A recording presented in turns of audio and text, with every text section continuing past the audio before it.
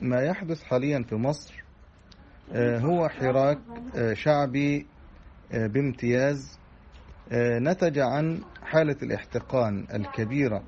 التي تسبب فيها النظام وإخفاقاته الاقتصادية، وكذلك تركيز السلطة بيد قائد الانقلاب العسكري عبد الفتاح السيسي عبر تعديلات دستورية ترسخ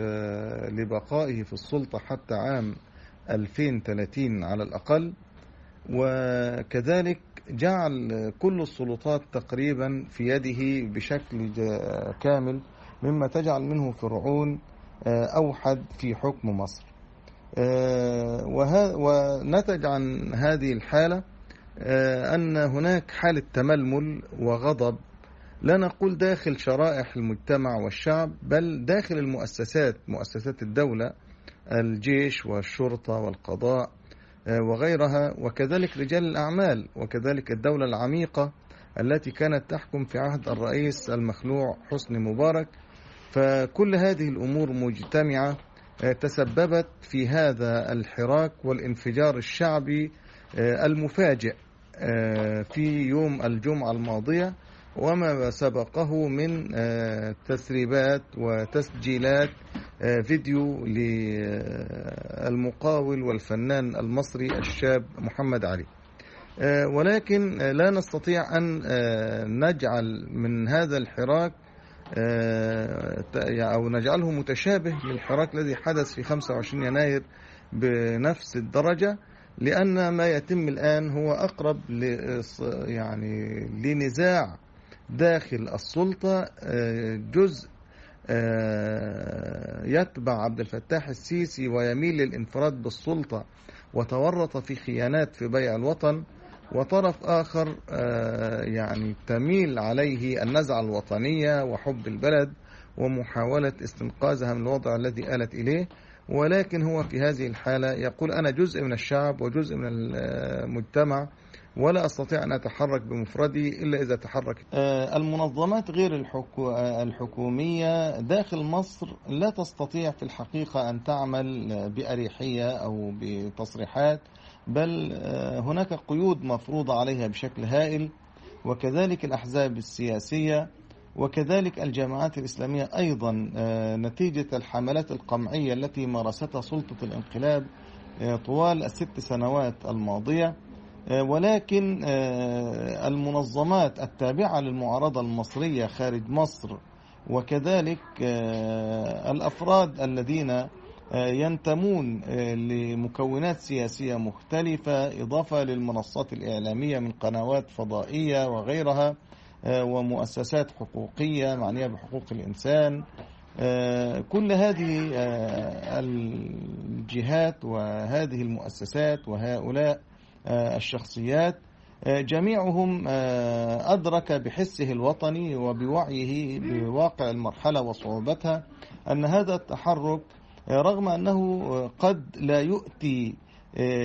النتائج التي كانت ترجوها ثورة 25 من يناير، ولكن حجم الدمار في الحالة المصرية والانسداد السياسي والسجون المكدسة بالمعتقلين والسجناء،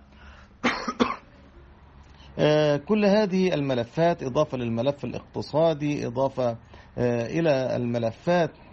الخيانية التي تقوم بها سلطة الانقلاب، يجعل هذه المؤسسات للمعارضة إعلامية وحقوقية وسياسية تدرك أن هذا التحرك من داخل النظام تعتبره أنه تحرك إيجابي، لأنه يدفع خطر أكبر متمثل في هذه السلطة التي ارتكبت كل هذه الجرائم، وما بين تغيير جديد قد ينتج عنه انفراجة سياسية، إفراج عن المعتقلين، مساحات من الحرية. لا شك أنها لن تكون هي المطلب النهائي، ولكنها خطوة مطلوبة جدا في الطريق. المتابع للمرحلة الأخيرة، وخاصة بعد ظهور الخلاف بين أجهزة النظام أو أجنحة النظام المختلفة،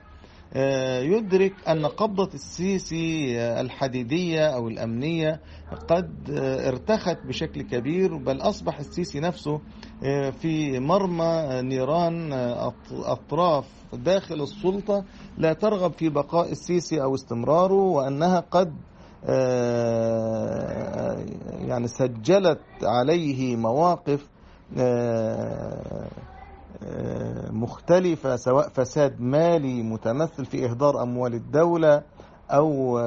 فساد أخلاقي نتيجة تصرفات وممارسات للسيسي، أو فساد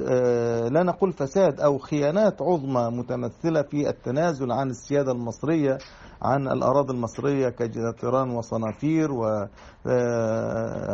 البحر المتوسط بما فيه من حقول غاز تنازل عنها لصالح إسرائيل، وكذلك اتفاقية المياه، مياه نهر النيل مع أثيوبيا، فضلا عن عمليات التدمير الممنهجة لسيناء وأهل سيناء. كل هذه الأمور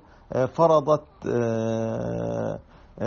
يعني واقع جديد نتج عنه أن هذه الجهة المتنفذة داخل الدولة استطاعت أن تمارس نفوذها وترفع يد السلطة الباطشة، مما نتج عنه هذه الانفراجة التي رأيناها يوم الجمعة. أن كل الحركات الوطنية المصرية والجماعات والأحزاب المحترمة موقفها واضح من رفضها للانقلاب العسكري الذي قام به عبد الفتاح السيسي، وكل الممارسات اللا أخلاقية والمجازر التي وقعت بحق المدنيين. فهذا يعني موقف ثابت وواضح أننا منذ الانقلاب وحتى الآن لنا يعني مواقف واضحة وإجراءات عملية في رفض هذا الانقلاب العسكري وكل هذه الممارسات بحق السياسيين وبحق المدنيين وبحق الدستور المصري الذي تم الاعتداء عليه. فهذا حق ثابت وموقف ثابت نعتز به ونتمسك به ونسير عليه، وندرك أن الحراك السلمي والتظاهر السلمي هو حق مكفول بالقانون والدستور للشعوب، حتى وإن قامت السلطة الباطشة المستبدة بمصادرة هذا الحق وسجن سجناء الرأي وملت بهم السجون، إلا أن هذا الأمر لا نقر لهم به، ونحن نقف في خندق واحد مع الشعب ومع مطالب الشعب. بالطبع توجد بعض الأطراف التي لا تؤيد هذا الحراك الأخير، وهم المنتفعين من السلطة وشركاء عبد الفتاح السيسي في الانقلاب العسكري والمستفيدين من هذا الواقع.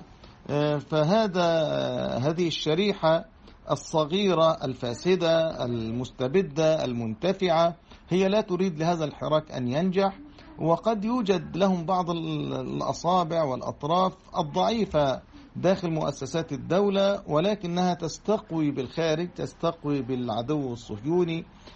تستقوي بالرئيس الأمريكي على أن تستمر في السلطة رغم هذا الفساد الذي ارتكبته وهذا الإخفاق السياسي وهذه الخيانات التي ارتكبتها بحق. إن عملية إسقاط النظام بشكله الكامل ليس بالأمر الهين أو السهل، ولذلك الراجح أن هذه المظاهرات التي بدأت الأسبوع الماضي تهدف في الحقيقة فعلا إلى إسقاط رأس النظام المتمثل في عبد الفتاح السيسي والإتيان برأس جديد للنظام ومع تحسينات وإصلاحات جزئية. نحن نرى كما قلت سابقا أنها غير كافية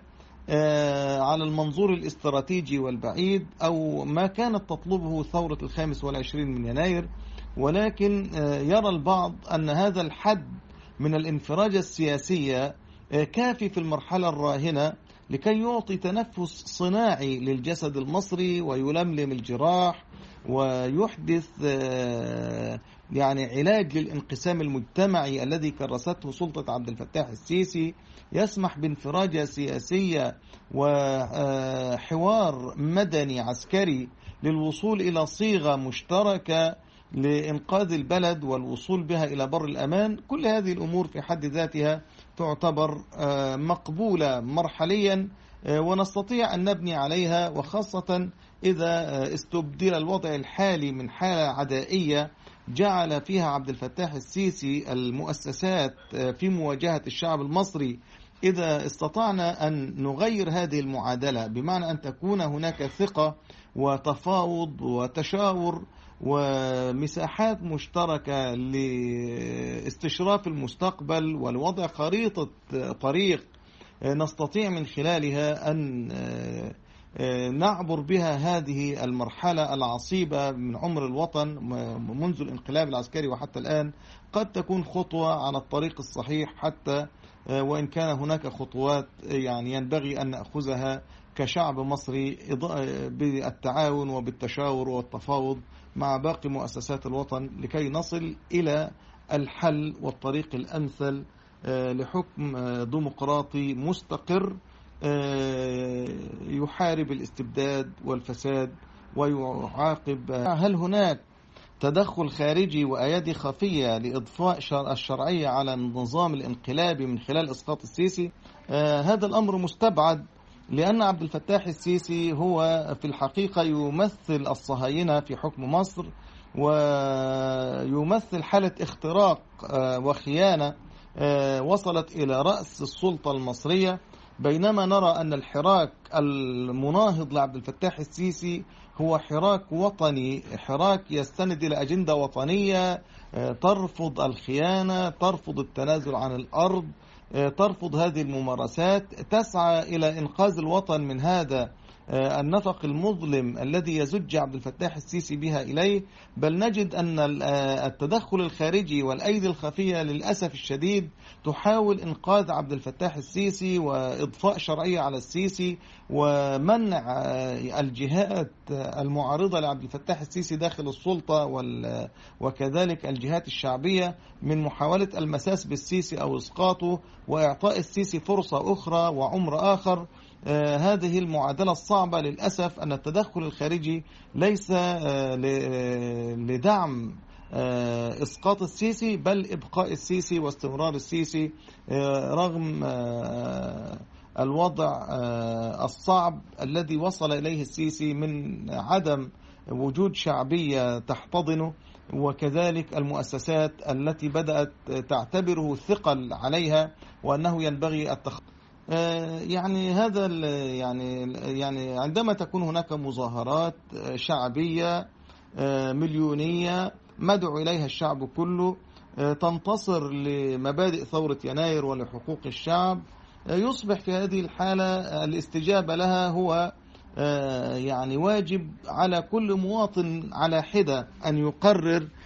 يعني الموقف الوطني الذي ينبغي عليه أن يأخذه حيال مجتمعه وحيال هذه القضايا العادلة. وهذا حق كما ذكرت يكفله القانون والدستور لكل مواطن، يحق له أن يؤيد وأن يشارك بكل سلمية في كل الفعاليات الشعبية التي تهدف إلى استنقاذ الوطن والدفاع عنه، ولكن تحت علم واحد وراية واحدة دون رفع أيديولوجيات أو رايات تمزق النسيج الوطني، بدون حزبيات، بدون جماعات، بدون أي شيء يقسم، ولكن يجتمع الجميع تحت علم واحد وتحت أهداف واحدة تهدف إلى إنقاذ الوطن المصري وأن تجعل المصلحة الوطنية فوق كل اعتبار. هذا تقريبا يعني الموقف الذي ينتهجه العقلاء وكل من يحرصون على مصلحة